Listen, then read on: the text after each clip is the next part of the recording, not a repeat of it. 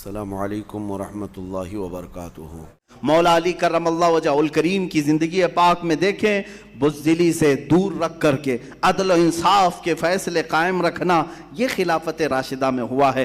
ایسا نہیں ہے کہ اپنا ہے تو اس کے لیے کوئی فیصلہ الگ ہو، دوسرا ہو تو اس کے لیے کوئی فیصلہ الگ ہو، جیسے آج بھی عدالتیں کر رہی ہیں۔ مولا علی شیر خدا کے فیصلے اٹھا کر کے دیکھ لو، انہوں نے عدل و انصاف کا جو ترازو قائم کیا ہے، پوری دنیا میں اس کی مثال نہیں ملتی۔ ان کے قضایا، ان کے فیصلوں کی کتاب آج بھی دستیاب ہے، جس میں حضرت علی رضی اللہ تعالیٰ عنہ کے فیصلے ہیں۔ عزیزان گرامی، آج مذاق کیا جاتا ہے عدل کے نام پر، قضا کے نام پر، فیصلوں کے نام پر۔ لوگوں کے ساتھ مذاق نہیں ہوتا ہے، غریب جائے کھٹکھٹائے، اس کی عمر ختم ہو جائے، اسے انصاف نہیں ملے گا، نہیں ملتا ہے۔ اور پھر اگر کوئی پیسے والا، سورس والا اور اپنے اثر و رسوخ رکھنے والا، اس کے لیے 100 گنا بھی معاف ہو جاتے ہیں۔ یہ میں صرف یہاں ڈیموکریسی کی جگہ پر نہیں کہہ رہا ہوں، بادشاہانہ نظام جہاں پر ہے وہاں پر بھی یہی حالات ہیں۔ سعودی اس سے کوئی الگ نہیں ہے، وہاں پر بھی یہی حالات ہیں۔ ظلم جب زیادہ بڑھتا ہے تو اللہ کا عذاب آتا ہے۔ یہ اللہ کا عذاب جو ہے، یہ اسی جو دیکھ رہے ہیں آپ، یہ انہی مظالم کی وجہ سے ہے، ظلم کی وجہ سے ہے۔ اب میں آپ کو بتاؤں، یہاں تھوڑی دیر رک کر کے خلافت راشدہ کی بات کیوں کر رہا ہوں میں؟ اس لیے کہہ رہا ہوں کہ یہ قصہ پارینہ نہیں ہے، گزرا ہوا ایک قصہ نہیں ہے کہ مولانا آپ بہت پہلے کی کہانی سنا رہے ہو خلفائے راشدین کی بات۔ میرے عزیزو، ہم کیوں سناتے ہیں یہ بھی میں بتاؤں آپ کو۔ خلافت راشدہ میں بیان کر رہا ہوں، اور آپ ہو سکے تو ہمیشہ بیان کرو اپنے بچوں کو۔ کیوں؟ اس لیے کہ میرے آقا صلی اللہ علیہ وسلم نے ارشاد فرمایا، قیامت قائم نہیں ہوگی اس وقت تک جب تک کہ خلافت راشدہ واپس نہ آ جائے۔ پوری دنیا میں میرے آقا صلی اللہ علیہ وسلم نے ارشاد فرمایا، خلافت علی منہاج النبوہ دوبارہ قائم ہوگی، اور اگر میرے نبی نے فرمایا ہے تو وہ ہو کر رہے گی، ہو کر رہے گی۔ ٹینشن اسی بات کا ہے، دوسروں کو تکلیف اسی بات کی ہے۔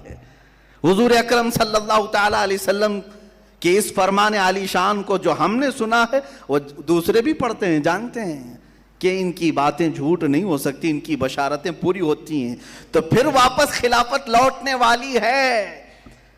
تو اس لیے اب جتنے لوگ ہیں، کم سے کم ان کو تو بھلا کر کے رکھو، ان کو تو بھلا کر کے رکھو۔ یہ اگر بولتے رہیں تو کہیں قائم نہ کر ڈالیں۔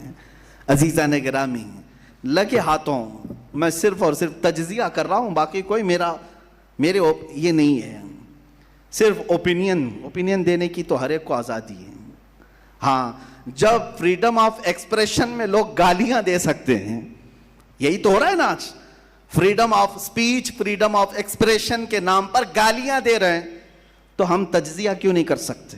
ایک بہت بڑا ملک ہے جو سب سے طاقتور، سپر پاور، جس کے پاس اسلحے، ہتھیار، میزائل، پیٹرول بم، سب کچھ ہے، اور دنیا کے معاشی حالات میں سب سے بڑا اکنامک اس کی سب سے اچھی، پوری دنیا وہاں جانے پر فخر کرے۔ اتنی طاقتور حکومت، اور لڑتی ہے ایک بہت کمزور ملک سے، جس کے معاشی حالات خراب ہیں، جن کے ہاں پولیس نام کی چیز نہیں ہے، جن کے ہاں حکومت اسٹیبلش نہیں ہے، جن کے ہاں فوجی نظام نہیں ہے، جن کے ہاں کھانے پینے کے پیسے نہیں ہیں۔ اقوام متحدہ خود کہتی ہے 3 کروڑ کی آبادی تقریباً افغان کی، آدھی آبادی کو روٹی کھانے کی ضرورت ہے، کھانا پانی روٹی اس کی بھی ضرورت ہے۔ اتنا غریب ملک ہے، مال میں کوئی چیز نہیں، اکنامک ان کی ٹوٹی بکھری ہوئی، نہ وہاں کوئی ملٹی نیشنل کمپنیاں آتی ہیں انویسٹ کرنے کے لیے، نہ ٹورسٹ جاتے ہیں، کچھ نہیں ہے۔ چنا تو اس ملک کو لڑنے کے لیے، کبھی چائنا کو نہیں چنا، کیونکہ برابر کا ٹکر کا مقابلہ ہو سکتا ہے۔ رشیا میں اترنے کی ہمت نہیں اس دادا کو، دادا گیری دکھایا ہے تو چھوٹے سے ایک ملک کو 3 کروڑ کی آبادی ہے، تقریباً 3.5 کروڑ کے آس پاس، اور دکھایا 20 سال جمایا اپنے قدم، اور اس کے بعد پھر بوریا بستر باندھ کر واپس نکلا بھی، خوب پیسے بھی وہاں بہایا، خوب وہاں پر اسلحے بھی بیچا، اور اپنے فوجیوں کی موت بھی دیکھا, دوسروں کی موت بھی دیکھا, خون خرابہ سب ہو کر کے نکل گیا. لوگ الگ الگ اب داستانیں بتا رہے ہوں گے, ہماری میڈیا بھی پوری صبح سے شام اسی میں مصروف ہے, آج کل اسی میں مصروف ہے. اب یہاں کیا خطرہ ہے؟ الحمدللہ میں محسوس کرتا ہوں, میں بطور مسلمان یہ ضرور کہوں گا کہ ہندوستان کو کوئی خطرہ نہیں ہوگا انشاءاللہ. ہم زندہ ہیں, ہم اس ملک کی حفاظت ضرور کریں گے.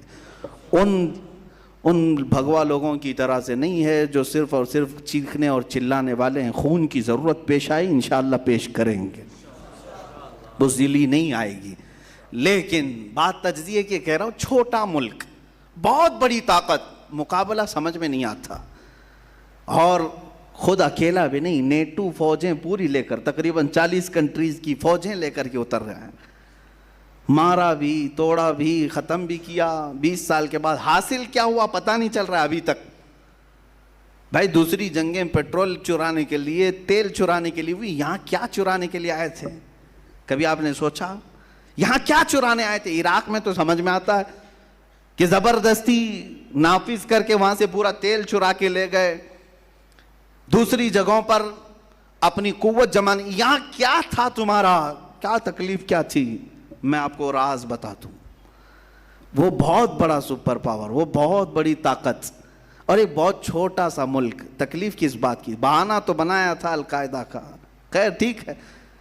اچھا ایک بات یہ بھی آپ کو میں بتاؤں, تاریخ میں پیچھے جائیے تھوڑے 6-7 سال پہلے, بلکہ یہ جنگ شروع ہوئی 2001 میں. کس بات پر؟ کہ ابن لادن کو ہمارے حوالے کرو. انہوں نے منع کیا, یہی ایک وجہ تھی جنگ کی. بن لادن کو ہمارے حوالے کرو, ہمارے حوالے کرو. امریکہ اتر پڑا, مارا. 14 سال کے بعد پتہ چلتا ہے کہ وہ تو پاکستان میں تھا. کہاں مارا گیا بن لادن؟ ان کی رپورٹ کے مطابق, مجھے نہیں معلوم, کہاں مارا گیا؟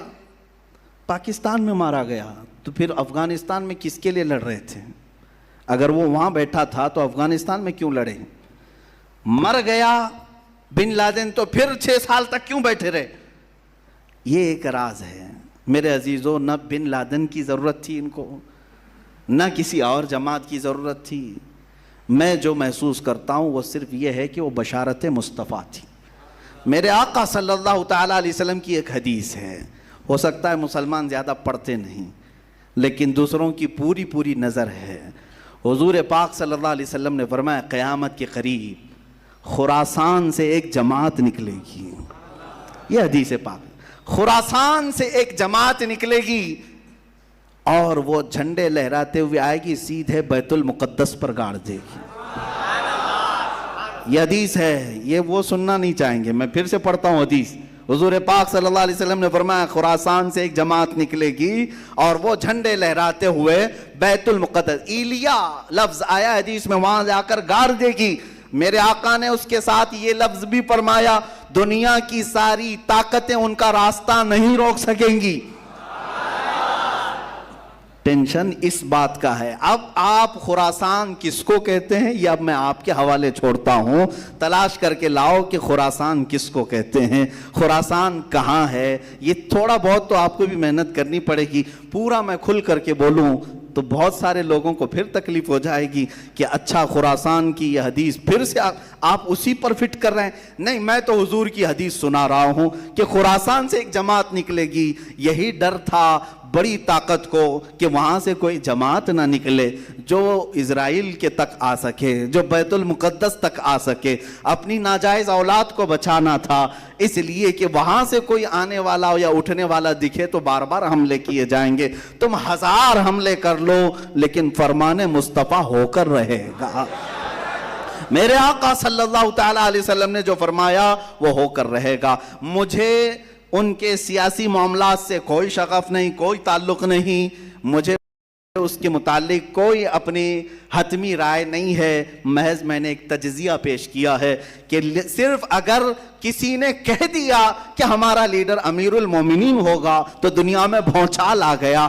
عزیزان گرامی اسی لیے ہم کہتے ہیں بار بار خلفائے راشدین کا ذکر کرو اور کثرت سے امیر المومنین کا لفظ بھی استعمال کرو تاکہ سننے والوں کو پتہ چلے یہ صرف ماضی کی تاریخ نہیں ہے، مستقبل میں امیر المومنین پیدا ہو سکتا ہے۔ اور حضور اکرم صلی اللہ علیہ وسلم نے بشارت دی ہے کہ خلافت علی منہاج النبوہ، کوئی میری تقریر کو توڑ مروڑ کر کے نہ کہہ دے کہ پوری فضیلت افغانستان پہ بیان کرے، نہیں، میرا ایسا کوئی انٹینشن نہیں ہے، میں صرف یہ کہہ رہا ہوں میرے آقا نے فرمایا خلافت قائم ہوگی اور وہ حضرت امام مہدی کے زمانے میں ہوگی۔ امام مہدی خلیفہ راشد ہوں گے، جیسے یہ چاروں خلفائے راشدین نے اپنی زندگی میں خلافت کی ہے ویسے ہی امام مہدی بھی اپنے زمانے میں خلافت فرمائیں گے۔ اللہ ہمیں وہ زمانہ بھی قریب نظر دکھا دے اور ہمیں حضرت امام مہدی کی فوج میں شامل فرمائے، یہ ہماری بڑی تمنا ہے۔ اللہ تعالیٰ عروج اسلام ہمیں عطا فرمائے اور عروج اہل سنت ہمیں عطا کرے۔ ویڈیو کو لائک کر کے شیئر ضرور کر دینا۔